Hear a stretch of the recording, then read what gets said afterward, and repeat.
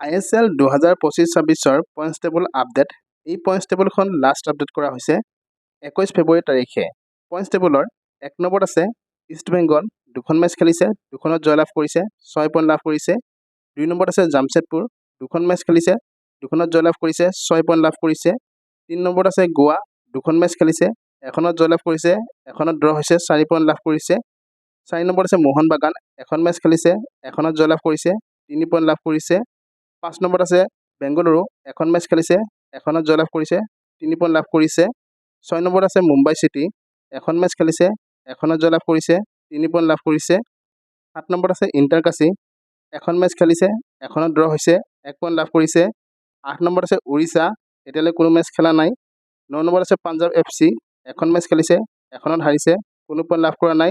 10 নম্বৰত আছে চেন্নাইন FC, 1খন মেচ খেলিছে, 1খনত হাৰিছে, কোনো পইণ্ট লাভ কৰা নাই।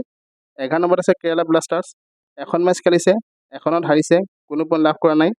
12 নম্বৰত আছে নৰ্থ ইষ্ট ইউনাইটেড FC, 1খন মেচ খেলিছে, 1খনত হাৰিছে, কোনো পইণ্ট লাভ কৰা নাই। 13 নম্বৰত আছে মহামডান, 2খন মেচ খেলিছে, 2খনত হাৰিছে, কোনো পইণ্ট লাভ কৰা নাই। আৰু 14 নম্বৰত আছে স্পৰ্টিং দিল্লী, 2খন মেচ খেলিছে, 2খনত হাৰিছে, কোনো পইণ্ট লাভ কৰা নাই। এই পইণ্টছ টেবুলখন লাষ্ট আপডেট কৰা হৈছে 21 ফেব্ৰুৱাৰী তাৰিখে। এনেধৰণৰ পইণ্টছ টেবুলৰ আপডেটবোৰ পাই থাকিবলৈ চাই থাকিব আমাৰ ভিডিঅ'বিলাক। ধন্যবাদ।